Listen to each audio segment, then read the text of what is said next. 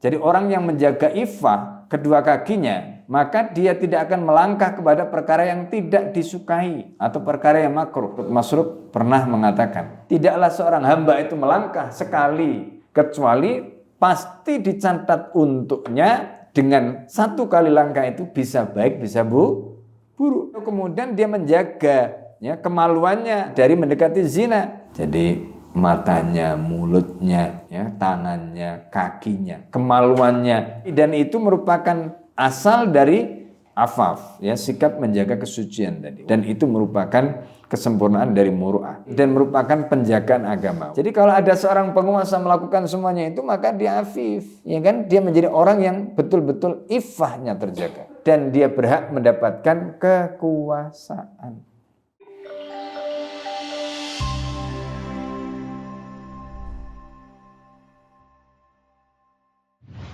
Kita mulai, mari kita buka kajian kita dengan baca surat Al-Fatihah untuk mu'alif kitab ini, yaitu Al-Allamah Asy-Syaikh Abdurrahman ibn Abdullah ibn Nasr Asy-Syirazi, dan juga untuk guru-guru kita semua dan kita yang hadir di majelis ini.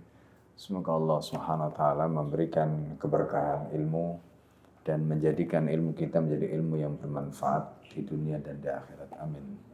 Ala diniyah wa likulli niyatin salih. Al-Fatihah. A'udzubillahi minasyaitonir rajim. Bismillahirrahmanirrahim. Alhamdulillahi rabbil alamin. Iyyaka na'budu wa iyyaka nasta'in. Ihdinas siratal mustaqim. Shiratal ladzina an'amta 'alaihim ghairil maghdubi 'alaihim.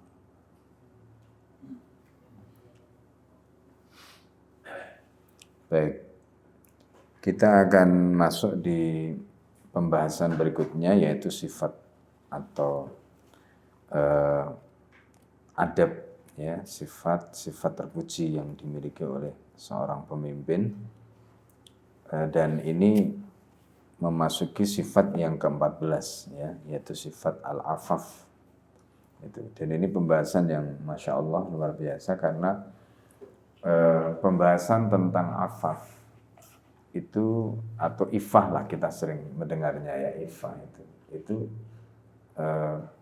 tidak banyak yang mendapatkan rincian atau pendetilan sebagaimana yang disebutkan di dalam kitab ini, ya, tetapi di dalam kitab ini nanti didetailkan oleh penulis sehingga di mana saja orang itu memiliki sifat ifah, gitu.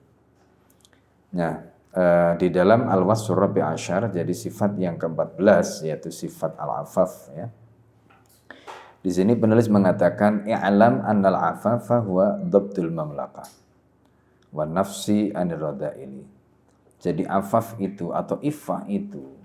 Jadi ifah itu, ya. Jadi izza ifah itu bentuk masdarnya. Nah, di sini disebutkan bahwa afaf wa dhabtul mamlakah. Jadi sifat menjaga ifah, apa sih yang dimaksud dengan ifah itu? Kesucian jiwa. Ya, apakah itu nanti hanya terkait dengan jiwanya saja, ataukah juga terkait dengan anggota tubuh? Nah, ini yang dibahas di sini. Nah, beliau menegaskan wadabtul mamlakah. Jadi dobet itu maknanya membatasi, bisa, ya, atau bagaimana dobet itu juga bisa kita artikan mendisiplinkan. Artinya bagaimana mamlakah, ya, mamlakah di sini terkait dengan kekuasaan, terkait dengan nafs, ya, jiwa kita, bagaimana supaya jiwa kita ini, kekuasaan yang kita miliki ini nggak liar. Nah itu dikendalikan, ya. Dikendalikan atau dikontrol, gitu. Nah, dengan apa atau dari apa? Ya. Jadi jiwanya itu dikontrol dari rodail. Rodail itu jamak dari rodilah. Rodilah itu artinya perkara-perkara yang hina. Perkara-perkara yang hina. Jadi nafsu kita dikontrol, kemampuan kita untuk melakukan sesuatu itu dikontrol dari melakukan perkara yang hina. Itu namanya iffah, ya. Wa kafful jawarih anil adza. Begitu juga jawarih itu anggota tubuh. Mata kita, mulut kita, telinga kita, tangan kita, kaki kita. Itu dikontrol semua, ya, dicegah gitu. Dikendalikan. Dari apa? Anil adza. Yaitu perkara-perkara yang bisa merusak, ya, mendatangkan keburukan. Nah, itu dikontrol semua, dicegah, ya, dikendalikan gitu. Nah, itu iffah. Makanya nanti iffah itu tidak hanya terkait dengan hati. Memang pusatnya di dalam hati, tetapi yang dikontrol itu mata, telinga, mulut, tangan, kaki, ya, itu semuanya nanti dikontrol terkait dengan bagaimana seseorang itu menjaga atau memiliki iffahnya itu. Nah, ini. Nah, wadzalika ghayatus su'udati. Jadi itu adalah merupakan kedaulatan yang paling top. Ya, jadi kalau kita itu bisa memiliki sifat iffah, artinya berarti kita punya kemampuan untuk mengendalikan diri yang luar biasa. Gitu. Ya. Nah, kemudian berikutnya adalah kamalul muru'ah. Orang yang mempunyai iffah itu memiliki muru'ah. Muru'ah itu kan harga diri, ya, yang sempurna. Itu muru'ah. Wa khitamul makarimil akhlak, dan kemudian memiliki kemuliaan akhlak yang khitam, ya, bisa dikatakan yang ujung, puncak. Gitu. Jadi makanya kenapa iffah ini ditaruh di belakang pembahasan ini, karena iffah ini yang paling puncak. Gitu. Nah, qalat Aisyah, Sayyidah Aisyah radhiyallahu anha pernah berkata, kanatil jahiliyah la yusawwiduna illa rajulan. Jadi orang jahiliyah itu enggak pernah mengangkat seseorang menjadi pemimpin, ya, illa rajulan, kecuali seseorang yastami'u fihi sittatu khisalin, kecuali orang yang bisa menggabungkan 6 sifat. Jadi kalau orang itu diangkat menjadi pemimpin, itu pada zaman jahiliyah, itu dia harus memenuhi 6 kriteria, 6 sifat. Sumazzadat fil Islam khaslatun. Lalu kemudian ditambah pada zaman Islam itu menjadi 1, ya, berarti ada fasarat sab'an, menjadi 7. Jadi kalau zaman jahiliyah itu orang menjadi pemimpin itu syaratnya ada 6, maka kemudian pada zaman Islam ditambah 1. 6 itu apa? Yang pertama adalah samaha. Jadi pemimpin itu harus mempunyai hati yang lapang. Samaha itu maksudnya luas hatinya, ya, lapang. Maksudnya bukan orang yang hatinya sempit atau pendendam, nggak boleh. Kemudian wanajdah, jadi orang itu mempunyai jiwa melayani, itu pemimpin. Jadi kalau pemimpin minta dilayani, itu bukan pemimpin, ya. Jadi pemimpin itu justru melayani. Makanya ada ungkapan di dalam bahasa Arab itu, ya, sayyidul qaumi khatimuhum, gitu. Sayyidul qaumi khatimuhum. Jadi yang namanya pemimpin suatu kaum itu justru pelayan mereka. Gitu. Nah, itu diantara karakter, ya, yang harus dimiliki. Kemudian yang ketiga itu was-sabr. Pemimpin itu harus memiliki sifat sabar, dan kita sudah membahas sebelumnya. Kemudian al-hilm. Hilm kita juga sudah bahas, ya. Nah, jadi dalam pembahasan yang lalu kita sudah singgung, di antaranya disebutkan di dalam Al-Qur'an, wal kadhiminal ghaidha wal 'afina 'anin nas. Kadhiminal ghaidha. Jadi seorang yang punya sifat hilm itu bisa menahan marah. Kemudian wal 'afina 'anin nas, dan dia bisa memaafkan. Jadi hasil dari hilm itu bahwa orang tadi itu bisa menahan marah dan kemudian memaafkan. Lalu kemudian al-bayan, ya, nah itu punya kemampuan, ya, bayan di situ terkait dengan kemampuan untuk menjelaskan, menyampaikan. Wat tawadu, pada saat yang sama dia punya sifat tawadhu. Jadi zaman jahiliyah itu juga kayak begitu. Ya, pemimpin itu dipilih yang tawadhu. Kemudian watamamuhunna, yang menyempurnakan semuanya itu ya, fil Islam, di dalam Islam apa? Yang ketujuh yaitu al-afaf, yaitu ifah, punya sifat ifah gitu. Jadi seorang pemimpin itu punya sifat tadi, ifah tadi. Makanya di antara doa yang diajarkan oleh Nabi itu ya. Jadi al-afaf wal ghina ya. Jadi minta kepada Allah supaya kita ini punya afaf dan ghina gitu. Wa kana yuqal, dan ada yang mengatakan man afa fi malihi, siapa yang menjaga ifah terhadap hartanya.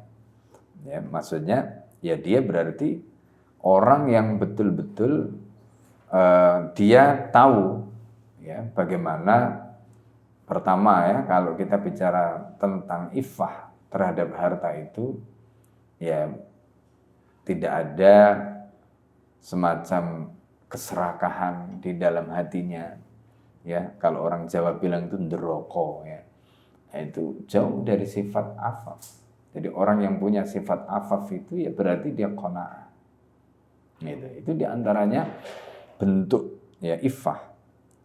Maka wa adala fi sultani ya, jadi siapa yang punya sifat ifah terhadap hartanya, kemudian adil di dalam kekuasaannya, khusyira ma'al abror, orang itu akan dikumpulkan nanti, dibangkitkan nanti pada saat hari kiamat itu, dikumpulkan bersama orang-orang abror, orang-orang yang taat, orang-orang yang baik gitu. Nah ini waqad qadamna fi sadril kitabi. Jadi di dalam kitab ini kami sudah kemukakan anna malam yaktir ala dabti nafsi minar radha'ili. Jadi orang yang tidak mampu mengendalikan jiwanya, mengendalikan nafsunya dari sifat-sifat tercela, lam yaktir ala dabti hawasihi. Jadi dia tidak akan mampu untuk mengontrol anggota tubuhnya. Nah ini. Jadi kalau orang itu mampu mengontrol nafsunya terhadap perkara yang hina, maka pasti dia akan mampu mengontrol anggota tubuhnya. Indra dia, waya khams, ya waya khamsah, yaitu ada 5. Jadi mengontrol matanya, mengontrol mulutnya, mengontrol telinganya, mengontrol hidungnya, tangan, kaki, dan seterusnya. Nah, itu. Jadi kuncinya sebenarnya adalah kontrol terhadap nafsu dia dari radha'il tadi. Wa malam yaktir ala dabti hawasihi, siapa yang tidak mampu untuk mengontrol indranya, lam yaktir ala dabti khasatihi, maka dia tidak akan mampu untuk mengontrol khasatihi ya. Nah maksudnya khasati itu yang dirinya. Jadi coba bayangkan ya, misalnya dia nggak bisa ngontrol matanya saja itu kan dia yang bisa ngontrol. Terus kalau dia nggak bisa ngontrol gimana mau ngontrol yang lain, telinganya, mulutnya, dan sebagainya misalnya. Nah, wa malam yaktir ala dabti khasatihi wa hum nasbu ainaihi ya.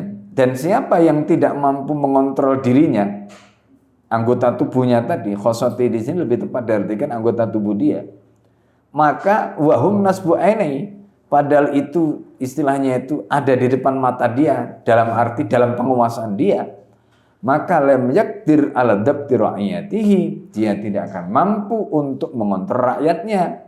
Wa hum fi aqasi biladihi, di mana rakyatnya itu ada di wilayah dia yang paling jauh. Nah kalau di depan mata dia saja dia tidak bisa mengontrol, apalagi mengontrol yang paling jauh. Nah gitu loh. Nah jadi ini filosofinya, urutannya begitu. Pertama mengontrol tadi ya, dabti nafsihi, mengontrol jiwanya. Kemudian kalau dia bisa mengontrol jiwanya, maka dia bisa mengontrol hawas, indranya. Kalau dia bisa mengontrol indranya, maka dia bisa mengontrol khasatihi. Kalau dia bisa mengontrol khasatihi, maka dia bisa mengontrol ya rakyatnya, ra'iyatihi. Nah gitu. Nah itu kuncinya. Nah ini. Nah jadi karena itu kita bisa membayangkan bahwa itu semua membutuhkan apa? Yang namanya ketaatan, ya. Ini. Maka faida afa nafsa wa jawarihahu.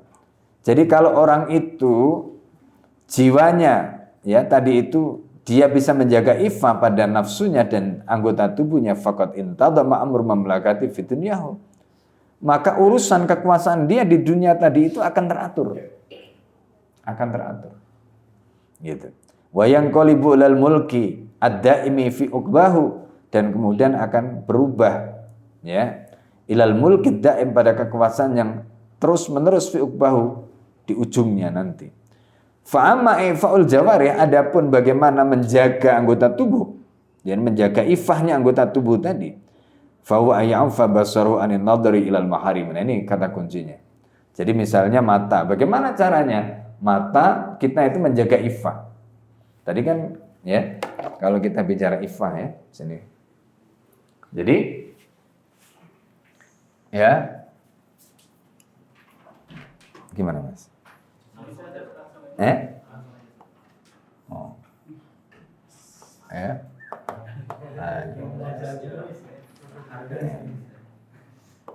Ifah atau afaf, ya. Nah, jadi ini tadi kuncinya apa?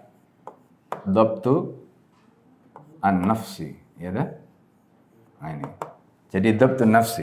Dhabtu nafsi artinya mengendalikan jiwa, gitu. Nah, jadi ketika mengendalikan jiwa dari apa? Di sini disebutkan anir rodaili, ya. Jadi anir rodaili.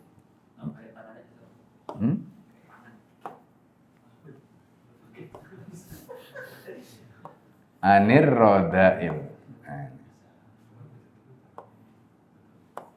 Ini.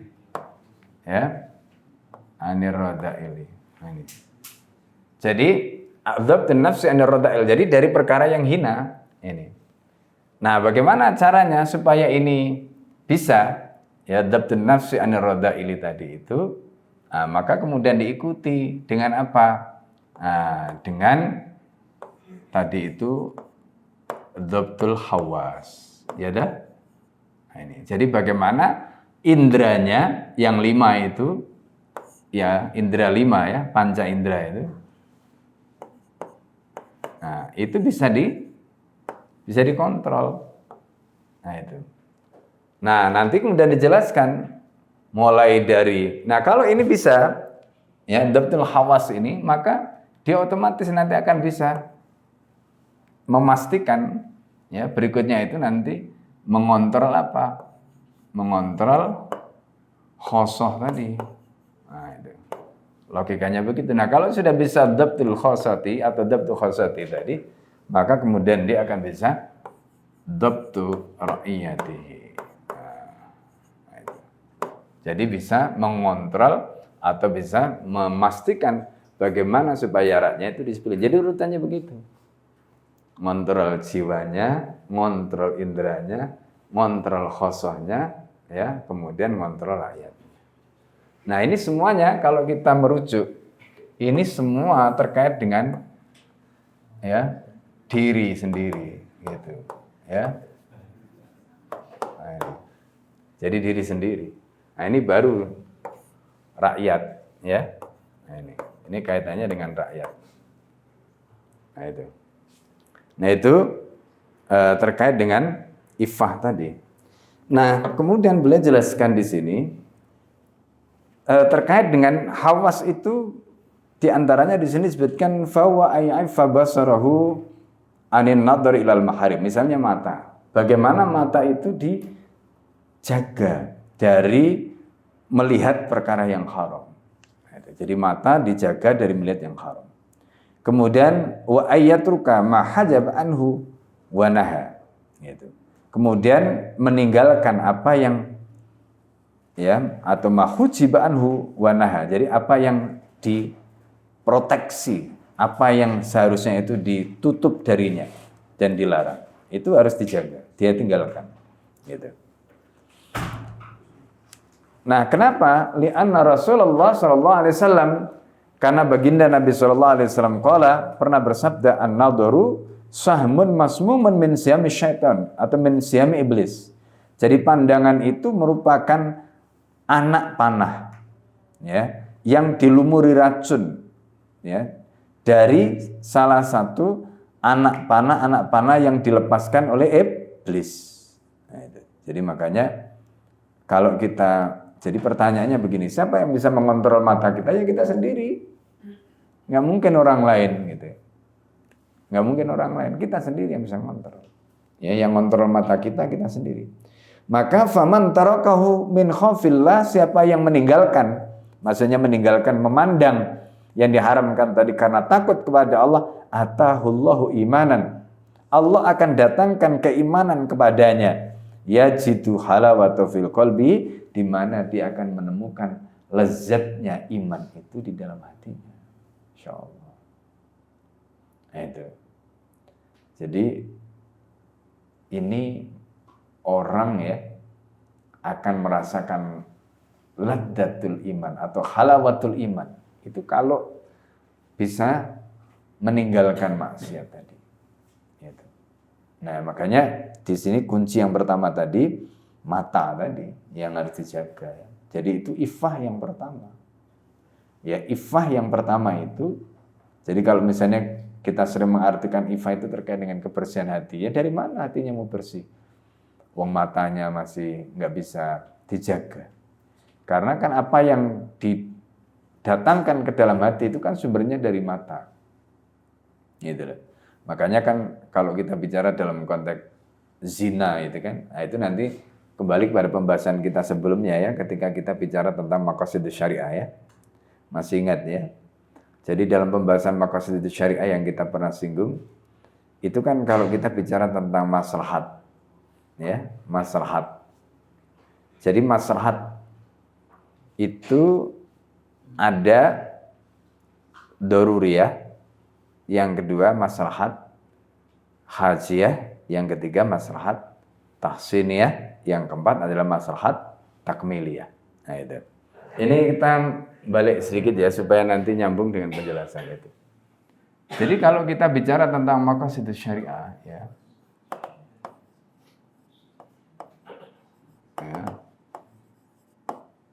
Jadi maqasidus syariah ya kan? Itu kan kaitannya dengan, jadi maqasidus syariah ini bahasa yang umum ya dipakai ya, termasuk yang mempopulerkan ini kan Asy-Syatibi. Jadi ada intinya maqasidus syariah itu kan jalbul manafi ya dan daf'ul mafasid, itu intinya. Jadi bagaimana mengusahakan manfaat dan mencegah kerusakan, mafsadat gitu. Nah, kemudian dibagi ya, maqasidus syariah itu nanti ada yang terkait dengan ini, intinya maslahat lah ya. Nah, ini kaitannya nanti dengan maslahat. Nah, maslahat itu kemudian ada 4. Ada yang disebut daruriyah. Oh, ini baju bisa nulis ya.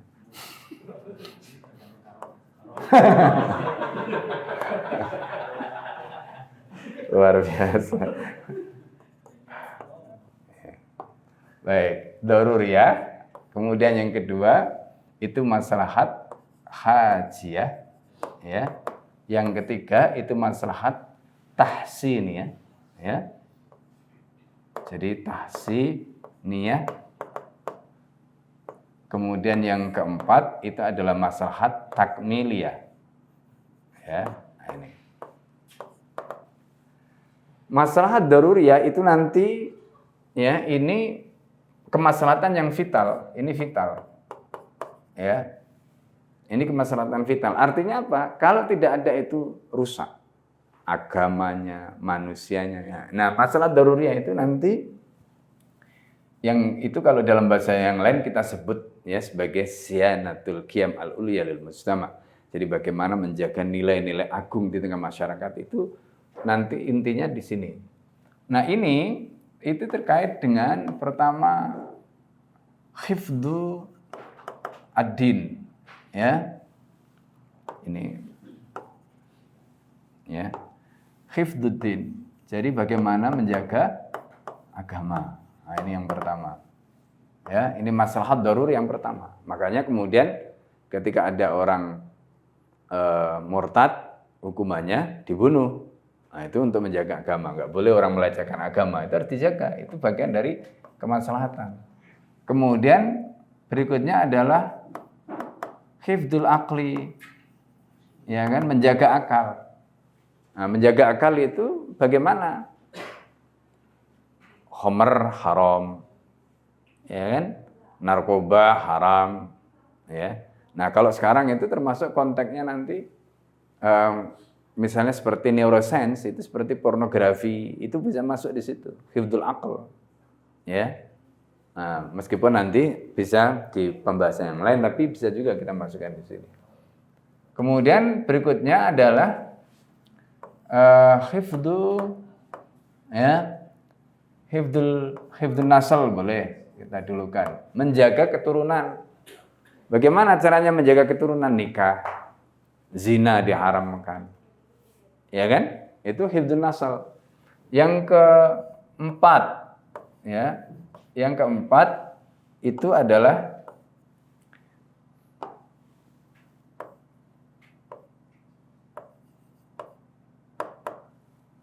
hifdzul mal, menjaga harta.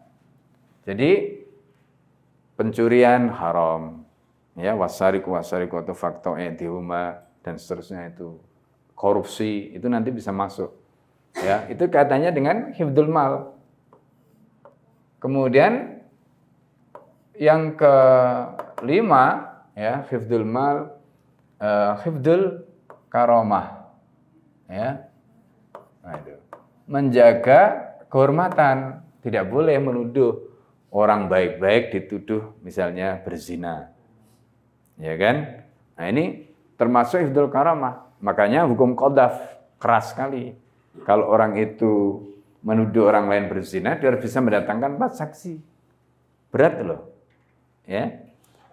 Jadi di zaman Umar bin Khattab itu ada kisahnya Mughirah bin Syu'bah, sahabat ini, sama sahabat. Yang menuduh itu adalah Abu Bakar. Ya. Jadi Mughirah bin Syu'bah itu karena rumahnya berhadapan dengan Abu Bakar, dituduh berzina dengan Ummu Jamil. Nah, Abu Bakar itu melihat, kemudian karena dia sendirian, dia ngajak yang lain. Jadi untuk menyaksikan itu. Karena kalau di dalam kitab Al-Ahkamus Sultaniyah itu, orang yang dijadikan saksi perzinaan itu harus melihat dengan mata kepalanya. Dan ketika nanti di pengadilan ditanya, kamu tahu nggak apa itu zina? Dia harus menceritakan, yaitu dukhulul khasyafa ilal farji. Dia harus bisa mengatakan begitu. Bahwa saya melihat kemaluan dia masuk ke kemaluan dia. Nah, sampai begitu. Kalau nggak bisa menceritakan itu, berarti dia nggak melihat dan dia tidak bisa menjadi saksi. Sampai begitu. Itu saking beratnya ini. Kalau nggak bisa dibuktikan berarti saksinya gugur, gitu loh, ya kan? Jadi kesaksiannya gugur, itu namanya.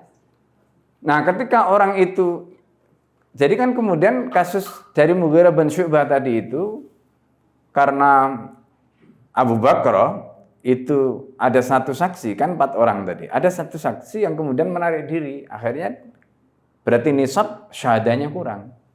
Karena nisab syahadanya kurang, akhirnya kemudian oleh Sayyidina Umar, Abu Bakar diberi pilihan, kamu cabut tuduhanmu, ataukah kamu dicambuk dengan tuduhan qadzaf. Nah, Abu Bakar mengatakan, saya tidak akan mencabut tuduhan saya, karena berarti saya mengingkari apa yang saya lihat. Itu lebih baik saya dicambuk. Konsekuensi ketika dicambuk berarti setelah itu apa? Kesaksian dia seumur hidup nggak bisa diterima. Nah, itu konsekuensinya, itu berat itu. Ya, terkait dengan kasus perzinaan ini. Ya, itu makanya nggak main-main gitu. Orang menuduh orang lain berzina, ya hati-hati juga. Makanya jangan suka ngikuti gosip. Infotainment, ya. Itu nanti bisa kena itu. Hati-hati ya. Ya. Nah, itu ya. Jadi hifdzul din, hifdzul aqli, hifdzul nasli, hifdzul mal, hifdzul karamah. Berapa ini? 1, 2, 3, 4, 5. Kemudian berikutnya adalah ya, hifdzul amni, ya, terkait dengan keamanan. Ya. Jadi hifdzul amni ini kaitannya dengan keamanan, ya, buhut, ya, teror. Itu nanti bisa masuk di sini. Ya. Kemudian yang ketujuh, ya, hifdzuddin, akal, nasl, karamah, amni. Hifdzun nafsi, menjaga jiwa, ya. Jadi kalau ada orang yang membunuh, maka dia bisa kena kisos atau dia bayar diat, ya kan? Nah itu termasuk kalau tidak membunuh, misalnya orang itu menghilangkan telinganya orang lain, ya kan? Melukai misalnya, atau mukul terus luka dalam, itu kena semua itu. Nah, itu nanti masuknya di sini hifdzun nafsi. Jadi kena diat. Nah, diat itu ada yang mughalladah, ada yang mukhaffafah. Begitu. Ya kan? Nah, jadi enggak main-main. Jadi dan Islam itu ngatur. Nah, itu nanti sekaligus membatalkan syariatnya Nabi Musa. Ya. Jadi kalau di dalam Al-Qur'an itu kan jadi an-nafsu bin nafsi, ya kan? Kemudian al-ainu bil aini wal udhunu bil udhuni. Nah, itu syariatnya Nabi Musa. Nah, terus dalam Islam dibatalkan. Jadi karena itu kalau ada misalnya orang itu punya 2 mata, matanya dilukai 1, berarti dia karena mata itu ada 2, masing-masing itu kena 50 unta. Berarti kalau 1 yang dilukai berarti 50, kalau 2 berarti 100. Nah itu. Telinga ada 2, kalau hidung 1, berarti kalau mematahkan hidung kena 100 unta. Nah gitu, karena hidungnya cuma 1. Ya.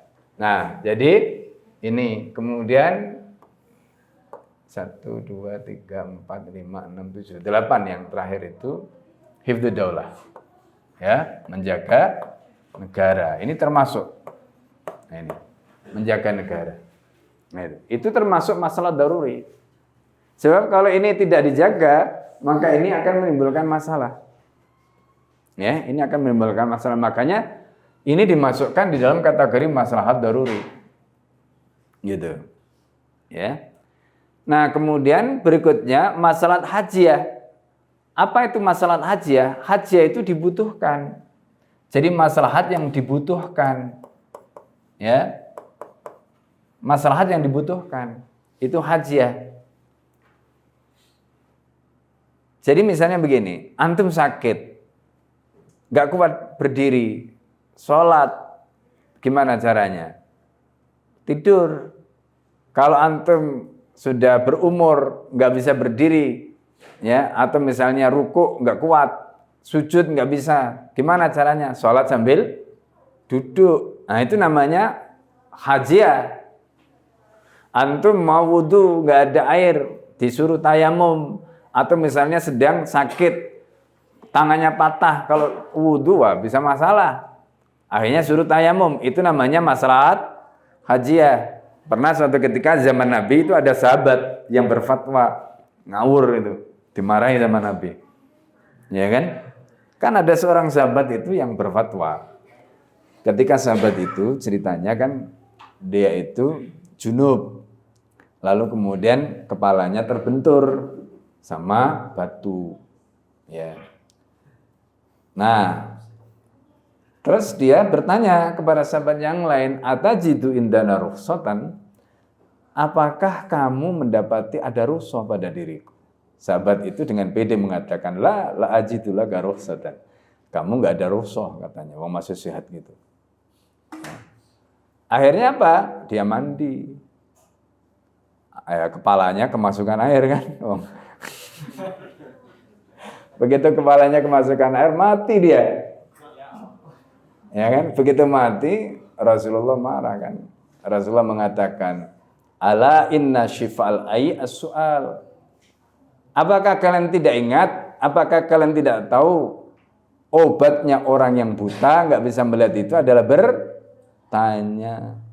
Jadi jangan enak mengeluarkan fatwa, akhirnya temannya celaka gara-gara fatwa tadi gitu. Nah ini makanya ya. Jadi di dalam Al-Quran Allah menyatakan ya wa illam tajidu ma'an fatayammamu sa'idan thayyiba. Jadi kalau kamu tidak menemukan air, maka fatayammamu sa'idan thayyiba. Itu maslahat hajah.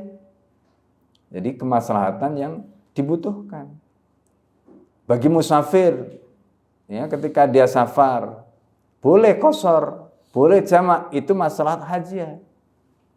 Gitu. Itu masalah haji. Bahkan kalau misalnya pakainya kotor, gimana ini celana dalamnya kotor, ininya kotor, sholat saja. Gitu. Nah, itu nanti di madzhab Syafi'i ada namanya sholat li hurmatil waqti. Meskipun nanti di madzhab yang lain ya nggak perlu, yang penting sholat saja. Ya, karena hukum asalnya yang wajib itu adalah hukum taklifnya, sedangkan thaharah dan sebagainya tadi itu syarat dan itu hukum wadai. Nah itu konteksnya di sini masalah haji dan itu dibutuhkan. Coba kalau nggak ada masalah haji ini susah, ya kan? Orang operasi harus wudu, ya. Misalnya gimana caranya? Apalagi misalnya mungkin lagi sakit ya, ternyata bermimpi ya. Ya kan nggak menutup kemungkinan toh, yang sakit organnya yang lain, tapi mimpinya masih bisa kemana-mana kan? Kalau dia disuruh mandi ya bisa wassalam itu, ya kan? Nah, itu. Ya, yang ketawa-ketawa udah pengalaman.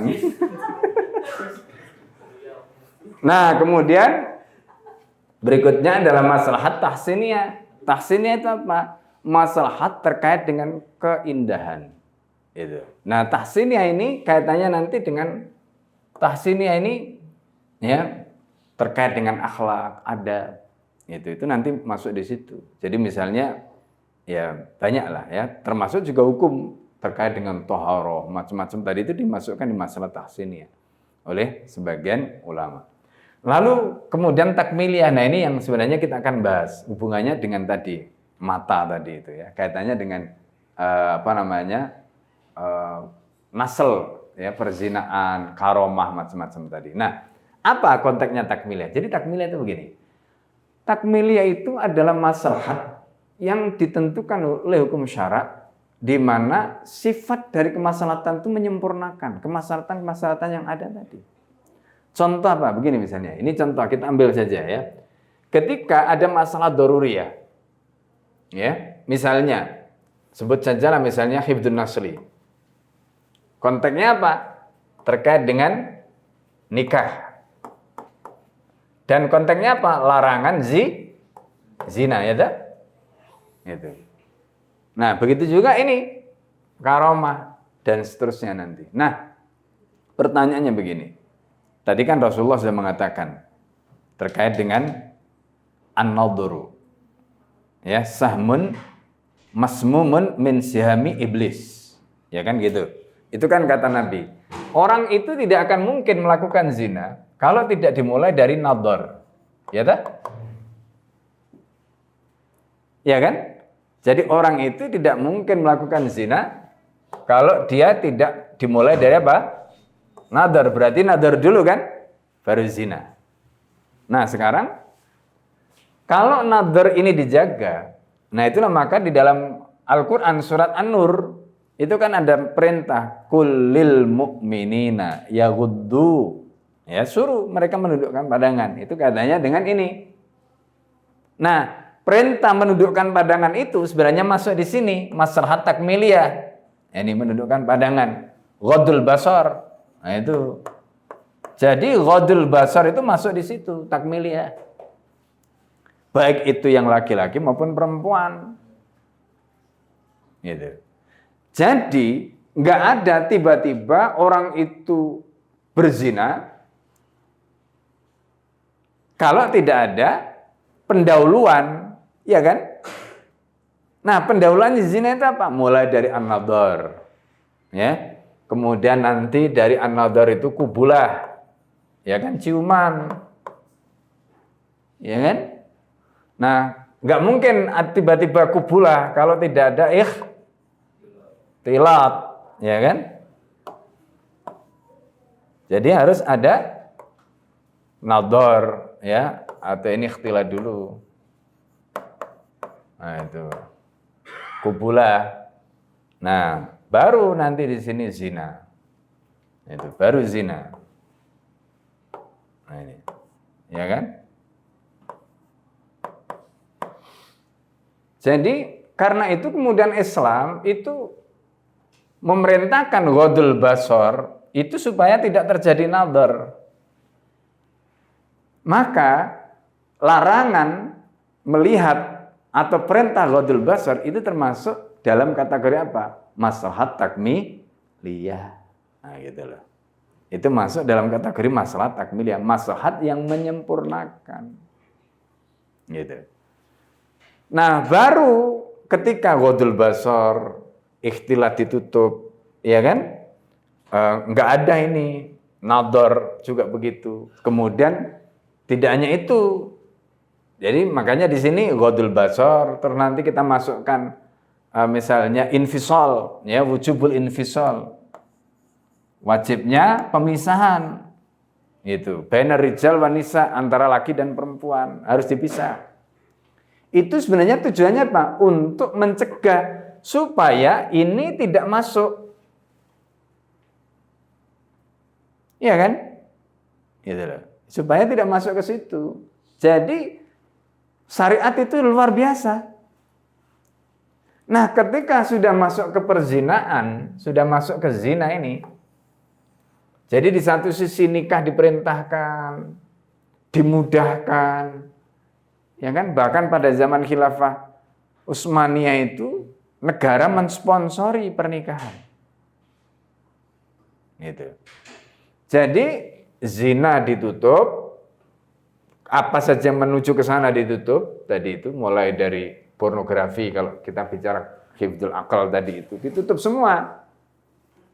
Terus apa namanya? Agamanya juga begitu diperkuat, ikhtilatnya tidak boleh, kubula enggak boleh, ghadul basar diwajibkan, infisal dilakukan. Akhirnya apa? Pintu zina itu tertutup. Nah, begitu orang sudah ditutup masih melakukan, nah baru hukumannya itu nanti keras, ya kan? Rajam, jilid, ya kan? Nah, itu baru hukuman keras. Ibaratnya ini udah ditutup semua. Masih bablas, masih apa namanya? Ditabrak gitu. Makanya kemudian hukumannya keras gitu. Nah, ini sebenarnya gambarannya. Nah, oleh karena itu konteks pembahasan kita terkait dengan iffah tadi itu, ya, dalam konteks yang pertama tadi yang disebutkan an-nadharu sahmun masmumun min syami iblis faman tarakahu min khaufillah atahullahu imanan yajidu halawatahu fi qalbihi. Nah, itu. Jadi kalau kita itu bisa menjaga pandangan yang tadi disebutkan, bahwa pandangan itu adalah salah satu, ya, anak panah yang dilumuri oleh, ya, dilumuri dengan lumuran racun, ya, oleh iblis itu. Nah, maka siapa yang bisa meninggalkan nadhar tadi itu, ya, karena takut pada Allah, Allah akan ganti dengan apa? Halawah, ya, iman tadi itu dengan halawah fi qalbi. Ini.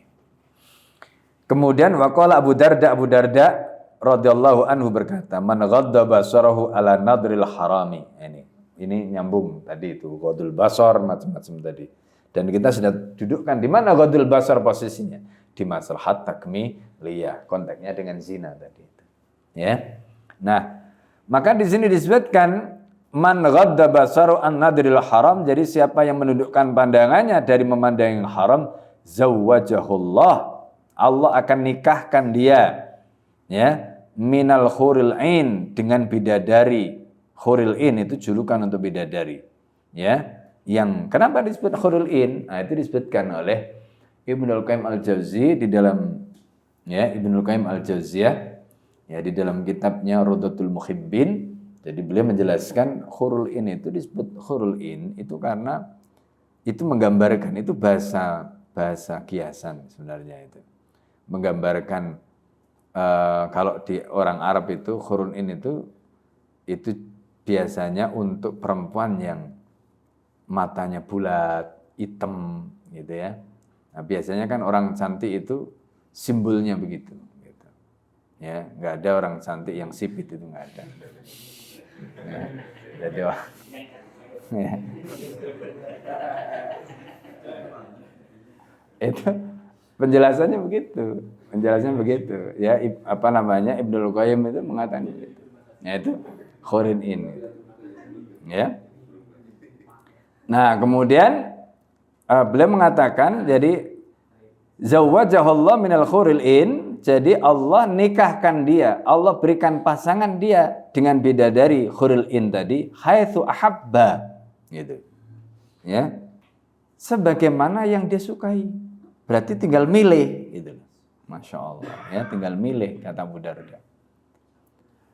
Nah, ini menarik. Pertanyaannya dari mana Abu Darda tahu kayak begini? Ini kan bukan hadis Nabi kan.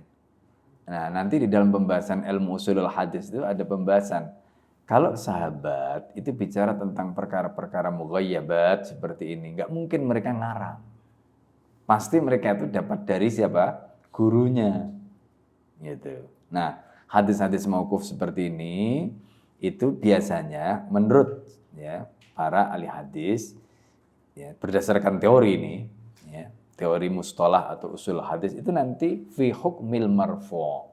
Nah, itu hadis mauquf yang model seperti itu dihukumi fi hukmil marfu'. Itu karena nggak mungkin Abu Darda bisa cerita begitu kalau nggak dapat dari Nabi ya gitu loh. Wa man ittala'a fawqa baitin min buyutin nasi. Nah, kemudian kalau ada orang yang ngintip. Nah, ini makanya kalau rumah itu pada zaman Sayyidina Umar ya. Zaman Sayyidina Umar itu nanti makanya di dalam Islam itu dalam ini ilmu arsitektur ya. Itu ada kitab namanya Fiqhul Bunyan. Jadi fikih yang membahas tentang rumah gitu. Jadi di dalam Islam itu tidak boleh ada tetangga itu misalnya rumahnya lebih tinggi, lalu kemudian dia bisa mengintip katakanlah misalnya jendela atau apa namanya misalnya rumah tetangganya gitu, nggak boleh. Nah, itu diatur betul. Dulu zaman Sayyidina Umar itu diatur, ya. Makanya di sini disebutkan waman ittala fawqa baitin min buyutin nas. Jadi siapa yang bisa mengintip di atas rumah orang, khusyira yaumil qiyamati a'ma, dia akan dibangkitkan dan dikumpulkan pada hari kiamat dalam keadaan buta. Itu konteksnya dengan mata, ya kan? Makanya kalau punya rumah di lantai 2, lantai 3, jangan pakai ngintip tetangganya. Gitu. Ya. Nah itu. Summa ya'afasam au min kalamin nas al-qabih. Kemudian dia menjaga telinganya. Itu iffah terkait dengan telinga. Min kalamin nas al-qabih, dari kata-kata orang, omongan orang yang buruk.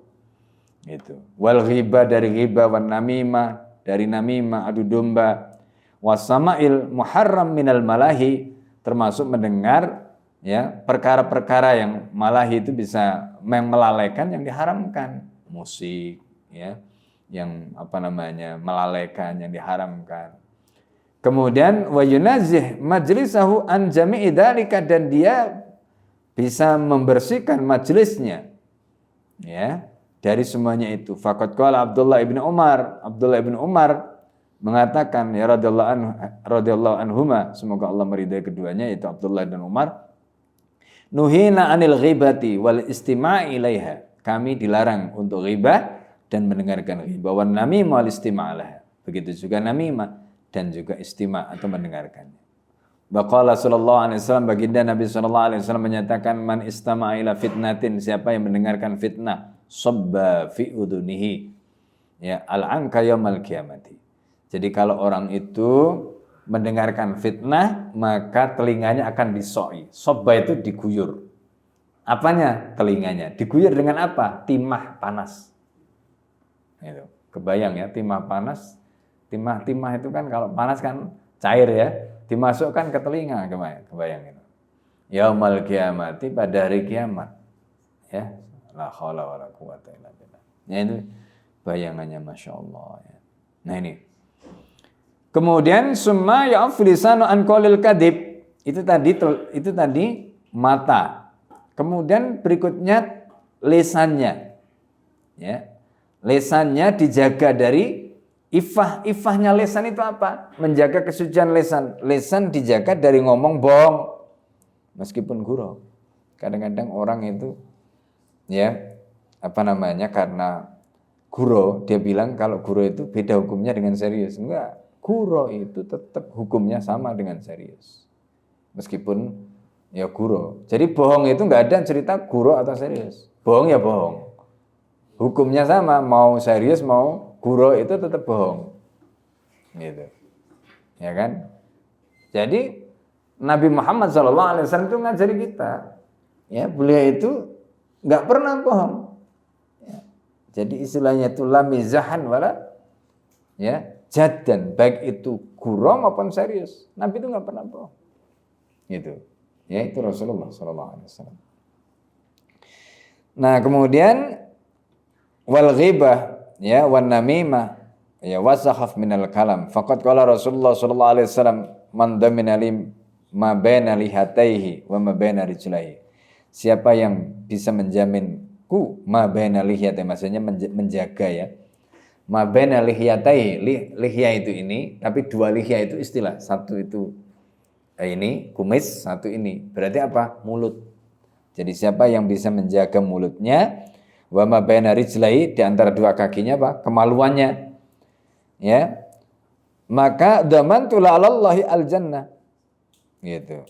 Maka aku akan jamin untuknya ya alallahi al-jannah, yaitu apa sebagaimana janji Allah ya, yaitu mendapatkan jannah. Jadi dijaga mulutnya, dijaga kemaluannya, itu bagian dari ifah. Jadi ifah ya, menjaga kesucian mulutnya tadi itu dari bohong, ghibah, namimah dan seterusnya. Wa qala Rasulullah sallallahu alaihi wasallam li Mu'ad bin Jabal radhiyallahu anhu. Rasulullah pernah bersabda kepada Mu'ad bin Jabal radhiyallahu anhu. Wal yakuban nas ala manakhirim finnari illa hasaid alsinatihim. Itu hadisnya panjang. Jadi apakah nanti manusia itu akan diceburkan ke dalam neraka? Illa hasaid alsinatihim, tidak lain kecuali buah. Hasaid itu adalah hasad ya, jamak dari hasad, buah-buah dari mulut-mulut mereka. Jawabannya enggak ada. Artinya orang itu masuk neraka itu kebanyakan adalah buah dari mulutnya. Ya, karena mungkin ngomong enggak karu-karuan ya. Makanya Islam itu kan memerintahkan min husni islamil mar'i tarkuhu ma la ya'ni. Nah, itu diantaranya. Ya, min husni islamil mar'i tarkuhu ma la ya'ni. Di antara ciri baiknya Islam seseorang itu adalah tarkuhu malayakni, meninggalkan apa yang tidak ada gunanya. Gitu. Meninggalkan apa yang tidak ada gunanya. Makanya Rasulullah SAW itu banyak diam. Rasulullah itu nggak banyak bicara, banyak diam. Itu Rasulullah. Rasulullah SAW itu banyak senyum. Banyak senyum. Rasulullah banyak senyum. Ya. Jadi itu gambaran ya tentang bagaimana ya sikap ya Nabi ya. Ini. Kemudian berikutnya summa ya'fa yadahu, menjaga tangannya. Wala yatanawalu biha. Jadi tadi matanya dijaga, kemudian mulutnya, kemudian tangannya. Ya. Wala yatanawalu biha, dan tangan itu tidak dipakai illama yakhilullahu min amwalir ra'iyah, kecuali yang dihalalkan untuknya. Untuk siapa? Untuk penguasa tadi, min amwalir ra'iyah. Kalau dia mau mengambil harta rakyat, ya harta yang halal. Ya, apa? Ya misalnya seperti zakat. Ya kan? Zakat. Atau kalau misalnya terkait dengan katakanlah orang non-muslim, berarti ada jizyah gitu. Atau misalnya kharaj, kalau itu memang merupakan tanah kharaj. Selain itu tidak boleh. Ya. Nah, kecuali sedekah, ya sedekah tatawwu itu sifatnya tidak wajib gitu. Jadi tidak boleh dipaksa. Yang harus dipaksa itu kan yang wajib. Makanya Al-Qur'an mengatakan khudz min amwalihim shadaqatan. Itu konteksnya dengan zakat. Ambil dari harta mereka itu dengan paksa. Khudz, ambil ya. Min amwalihim shadaqatan. Kemudian wala yabsutha ila mahdurin fi uqubatin. Ya, begitu juga dia tidak yabsutha maksudnya melapangkan ya tangannya tadi ila mahdurin ya kepada perkara yang maksudnya hadar itu yang harus hati-hati gitu. Fi uqubatin di dalam uqubat. Wala nikaya muharrama fi haddin wala ta'dirin. Ya, itu. Begitu juga tidak dalam perkara yang diharamkan apa itu ya fi haddin wala ta'dir maupun apa namanya had ya dan ta'dir. Faqad qala Rasulullah sallallahu alaihi wasallam hurmatu malil muslim ka hurmati dammihi. Jadi kesucian harta seorang muslim itu seperti kesucian darahnya. Jadi makanya dalam khutbah wada itu sampai Rasulullah mengatakan ya Rasulullah sallallahu alaihi wasallam itu sampai mengatakan ya ayyuhan nas ya inna amwalakum ya inna dima'akum wa amwalakum kemudian wa aradakum haramun alayya. Sesungguhnya darah-darah kalian, harta-harta kalian, kehormatan-kehormatan kalian haramun alayya. Itu menjadi kesucian yang diharamkan ya. Kesucian yang harus saya jaga, harus saya muliakan. Kahurmati yaumikum hada, sebagaimana kesucian harimu ini, yaitu apa? Hari Arafah. Fi syahrikum hada, di bulanmu ini, bulan apa? Dzulqa'dah. Dzulhijjah, maaf. Kemudian fi baladikum hada, di negerimu ini, negeri apa? Negeri haram. Nah, itu kata Nabi. Saking luar biasanya itu. Ya. Kemudian waqala Rasulullah sallallahu alaihi wasallam, Rasulullah bersabda bi'sal zatu ilal ma'adi, jadi seburuk-buruknya bekal menuju ke akhirat al-udwan alal ibad, yaitu permusuhan kepada manusia. Jadi makanya di dalam hadis ketika Rasulullah sallallahu alaihi wasallam menjelaskan awwalu ma yuhasabu bil abdu yaumil qiyamati as-shalah. Ya. Awwalu ma yuhasabu bil abdu yaumil qiyamati as-shalah. Orang seringkali salah karena dia hanya melihat hadis ini satu potong.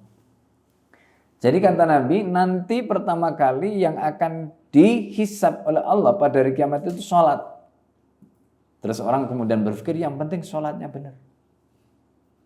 Itu baru satu potong. Ya kan? Baru satu potong. Akhirnya apa? Udahlah, enggak usah mikirin yang lain, pikirin aja sholatmu, kalau sholatmu benar nanti. Nah, lanjutan hadisnya bagaimana? Wa awwalu ma yuqda bihi ad-dima.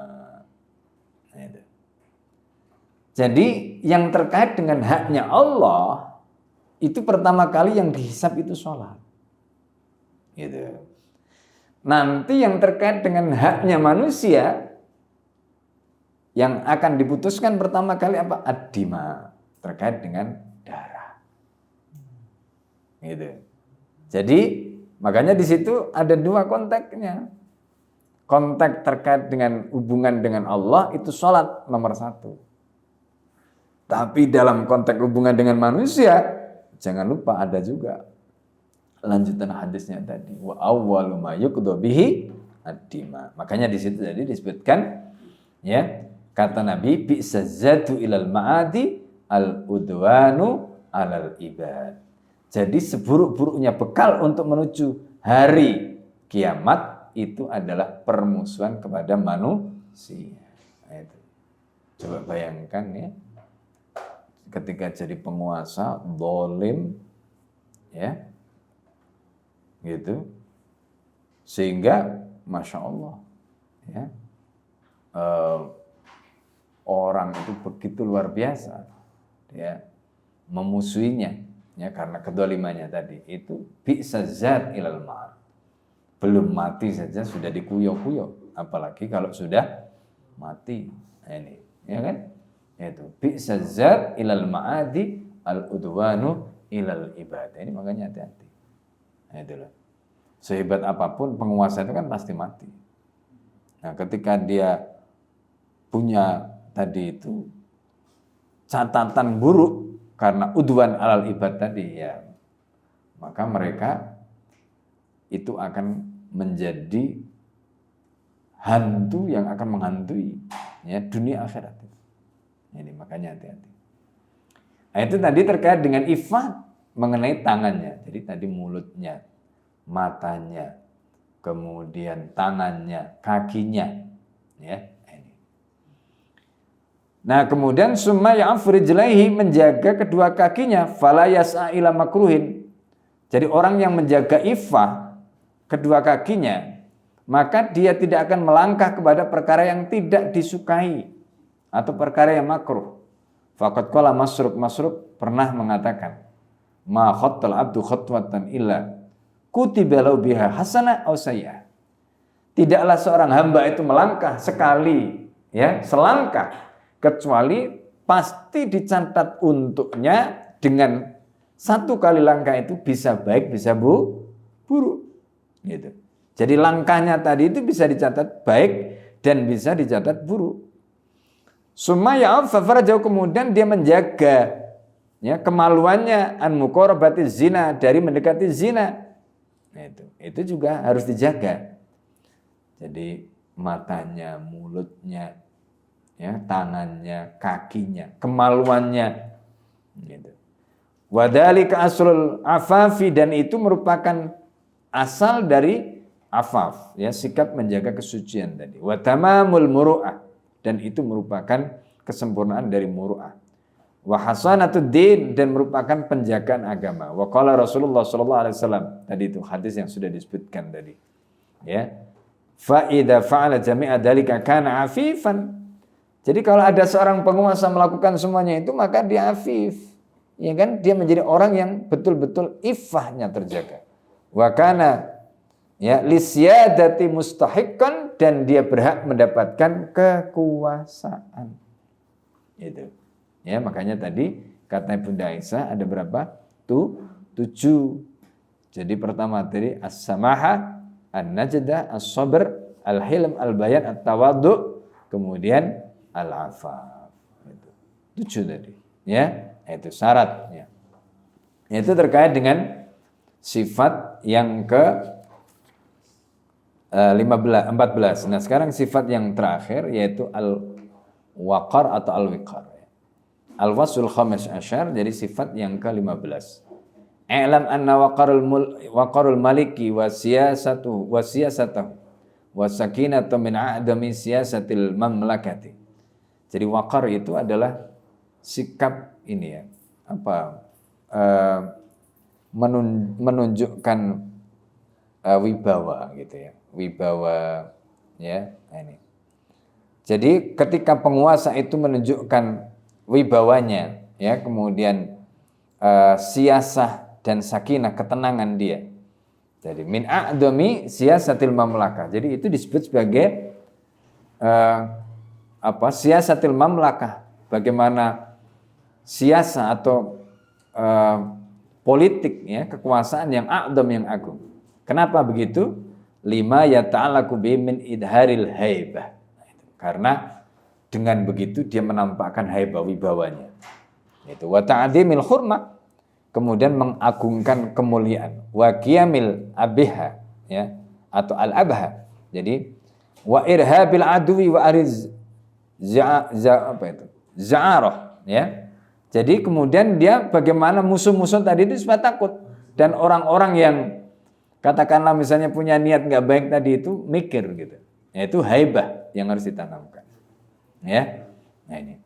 Nah di sini beliau mengatakan, ini nanti akan beliau jelaskan di bab yang ke-7, wadi usul makarimil akhlak wa mahasiniha. Jadi ini adalah merupakan pondasi, ya, dari akhlak yang terpuji, ya, allati taqumu bias-siyasah, yang menjadi pondasi politik, wa tadumu birriasah, dan dengan itu maka kemudian kepemimpinan tadi itu akan menjadi berlangsung terus-menerus. Wa sanazidu idahan bi dzikri qabaih addadiha fil bab as-sadid insyaallah. Nah, jadi supaya kemudian ada perbandingan, ya. Jadi kalau ulama-ulama dulu itu begitu. Jadi ketika bicara tentang kebaikan, maka tidak hanya kebaikan yang dibicarakan, juga keburukan. Supaya apa? Kita itu tahu, oh kalau begini kita tidak boleh begini. Gitu. Nah, jadi maka kata beliau di bab berikutnya nanti akan dijelaskan sifat-sifat buruknya. Ya, berarti kalau tadi ada 15 ya kira-kira sifat-sifat buruk yang nanti akan disampaikan itu lawannya tadi. Nah, itu, ya. Ini itu poin-poin penting yang bisa kita sampaikan ya. Masih ada waktu ya, silakan kalau ada yang ingin ditanyakan ya, ingin didiskusikan dari pembahasan tadi, silakan.